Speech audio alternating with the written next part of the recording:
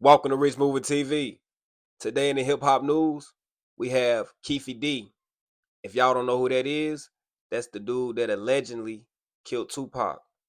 His trial is set to start tomorrow, Monday, August the 10th, 2026. It's been a long anticipated, long waited.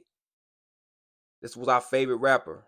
Well, I'm gonna speak for myself. This was my favorite rapper, Tupac. I was like 6 years old. Don't give me the line. I forgot how old I was when he passed, when he got killed, when his life was tragically taken. But anyways, this is a clip that I put together.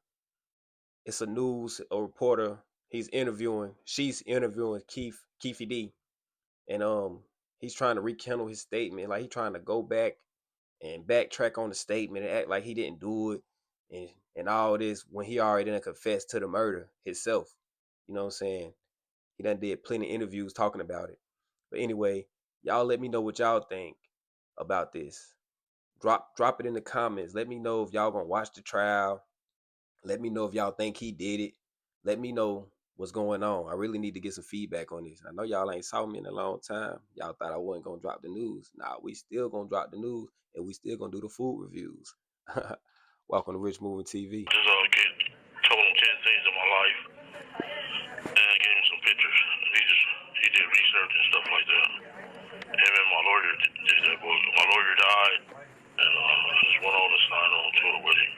I never read it or nothing. You were never handed a manuscript to sign off on? I never read the book or nothing. It was already, and him and my lawyer was doing, his name was Dwayne Higgins, and he passed water in his yard.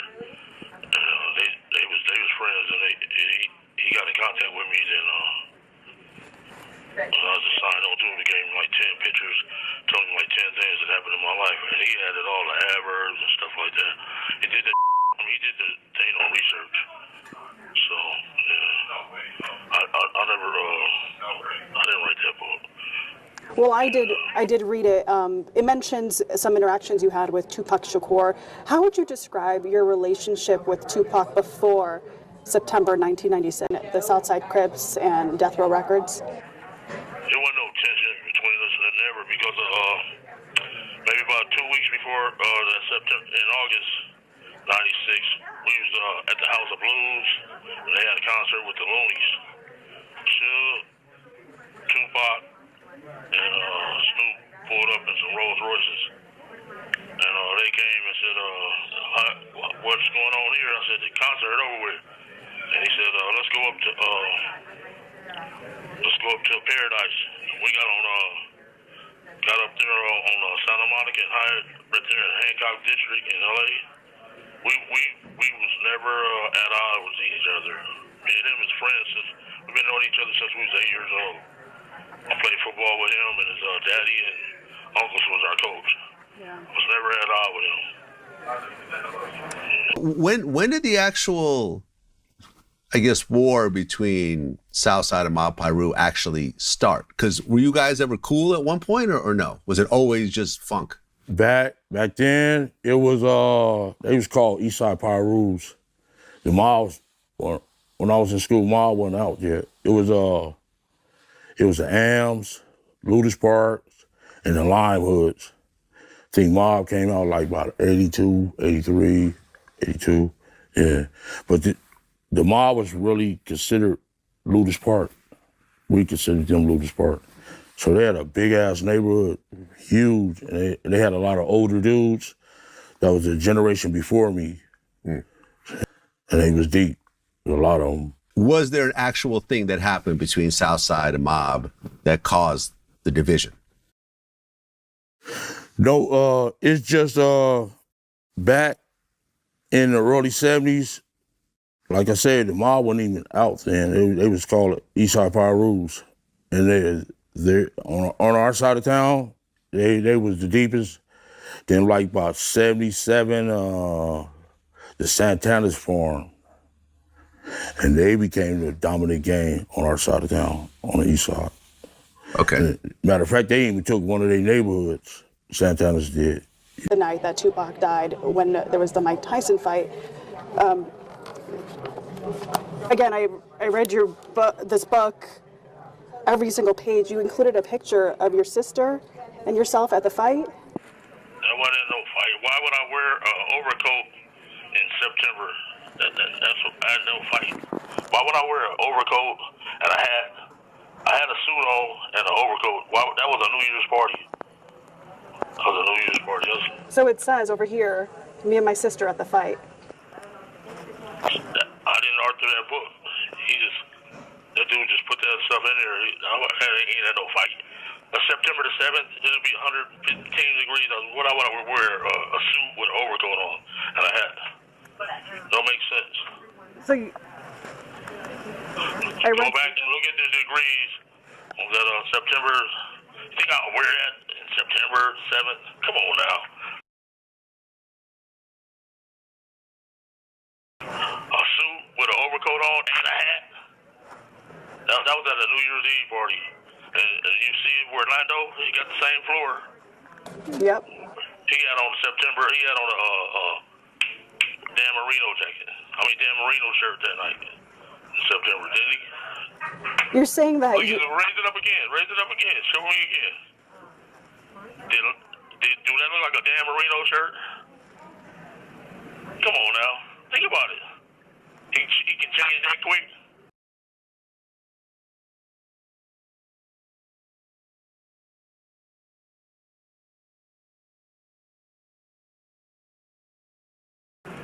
He can change up that quick. why was this picture included in the book soon after your description? I did not write that book. A ghostwriter wrote that. He just put that on there. And he never ran anything by you? You think I would wear a suit? A two-piece suit with an overcoat on? Come on now. Cashmere overcoat? Well, Orlando can change his clothes that quick? I watched some of your other interviews. You came out with a few. There was a Vlad TV interview as well. They pay me money to say that stuff. You were publicizing the book. Were you publicizing it knowing that you didn't write it? I was just trying to make my family some money. That's all it is. All I care about now is the truth. And I'm the only one alive that really can tell you the story about the Tupac killing. Zip gave you guys a Glock, and you guys tossed it in the back seat.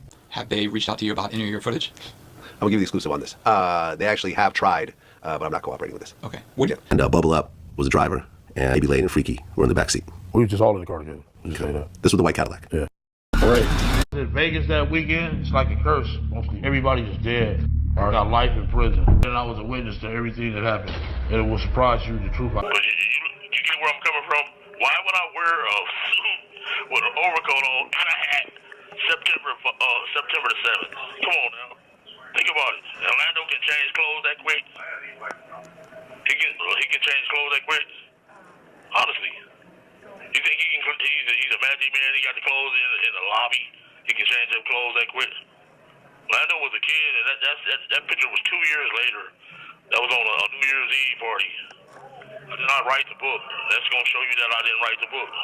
Why would I have on a suit then? You know what I'm saying? I did not write that book.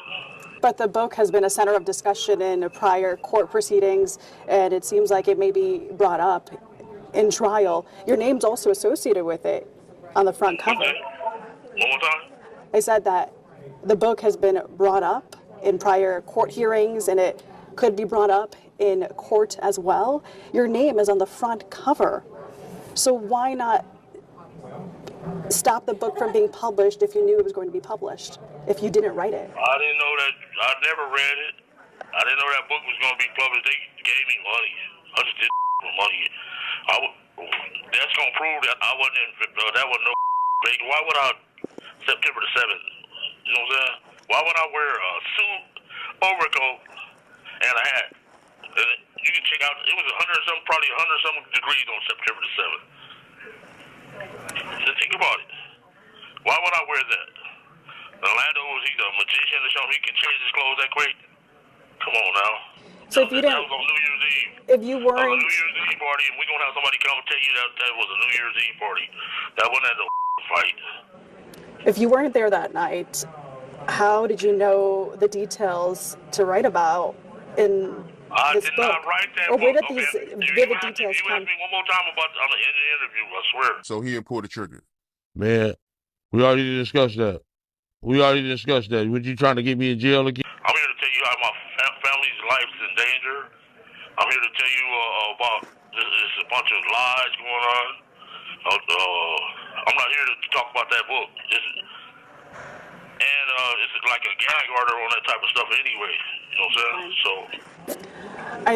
A lot of the stuff that's been a judge ruled that the 2008 police interview can be used against you. I noticed in court you were very upset when that judge denied your defense's motion. What was your reaction? What was going through your head a couple of weeks ago in court? What's going through my head?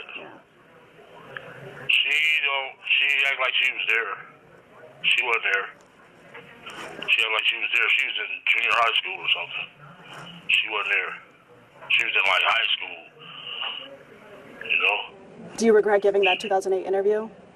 What's that? Do you regret giving that 2008 interview to police? No, to me, I'd say 48 people from being federated. You know, they was going to give her like 700, 800 years.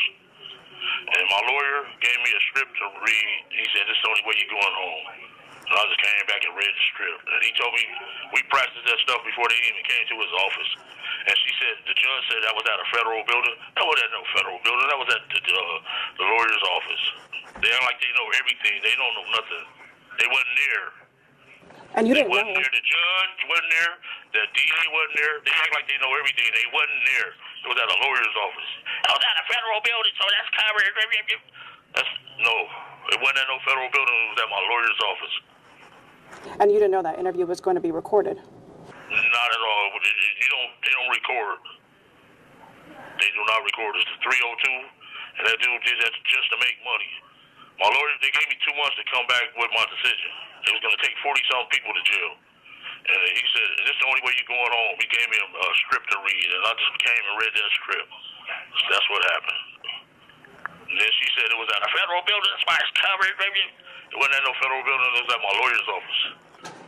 Where we sat down and recorded his conversation, we can't use that. Except in books or on YouTube channels or, on, multiple interviews. That's all information that can absolutely be used against him and should. If there's something discovered in that turns out to be untrue, then that information that he provided us can be used against him, and should a prosecutor choose to do so. But when he's gone outside of this law enforcement environment where he has been given this agreement, everything else is up for grabs. Somebody like in Keefe D's position, if he has any of these agreements, is there any time that he can talk about the stuff that he discussed with you guys without getting in trouble? No, we won't use your information against you. We'll use your information to prosecute other people. And if other people provide information that we can use against you, we most certainly will. She act like she was there. She wasn't there. Well, Giacomo wasn't there. You know what I'm saying? And another thing, this place is Jim Crow. They don't have no black people that work at the DA's office. Vegas is a monopoly of people. They got blacks, Hispanics, whites. They got Mormons. They got a Filipino. The DA office consists of that type of atmosphere. It should be, but it's all whites. There's no, and they're using what's the name? That Indian man that's blackface. They're using him as blackface. You know what I'm saying? It should be a makeup of the people that the community is, but it's all white people. You know what I'm saying? This stuff out here is Jim Crow, and it's crazy. You were promised, you gave that a 2008 interview, you were promised immunity. Were you under the impression that that would also protect you? I'm not should be not talking about that. I told you, you know what I'm saying? I wish you could have came and did it face-to-face meeting, like the other lady did. Would you have still answered my questions if I was there face-to-face? Yes, yes. Oh, I'm sorry. This is the best we could do at this moment before. But like I say, they don't have no black people in here. No blacks. They don't got no Hispanics, no Filipinos. It's all white people. You know what I'm saying? And I'm not gonna get a fair trial because the DA, every time I go to court, he goes out in front of the thing and do his little speeches. He's tainting the jury pool, and it's wrong. You know what I'm saying? It's wrong. I'm not worried. You know what I'm saying? Whatever. The Lord got my back. I survived cancer and all that type of stuff. And I survived the streets. And the Lord got my back. So I'm not worried about it. And that picture was January the 1st, 1998 at the Sheraton Hotel. Why would I wear an overcoat with a suit in September in Las Vegas? So your trial starts Monday here in Las Vegas, just miles away from where Tupac was shot. And his impression is that this guy had it coming.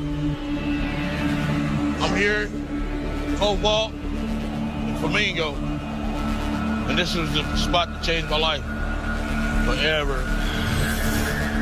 September 7th, 1996, the night of the Mike Tyson fight.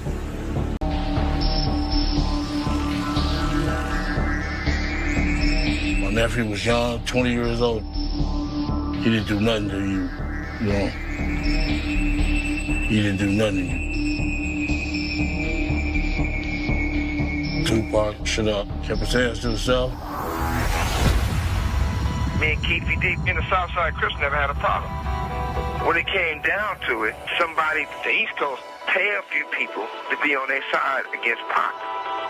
When that happened, that created a problem, that created a war. What do you want the jury to know about you before they walk into that courtroom? That I didn't do it and I'm an innocent man. And my nephew didn't do it either. He was at the hospital when they pulled up. My nephew was at the hospital when they pulled up. He didn't do it. They gave me a script to read in order to go home. My lawyer said, this is the only way you're going home. And when they came in that building that morning, I had been there an hour there rehearsing what to say, to go home. They said, they don't want you, they want Buff Daddy. So he gave me a script to read, and he gave me a code word to say to them when they came in. And I said the code word, letting them know that I was down with it. And they already were pre-planning this stuff because they had his murder book there. If you seeing this, don't ignore it. Like, comment, and subscribe. And share. Like, comment, share, subscribe. In that order. Rich Moving TV.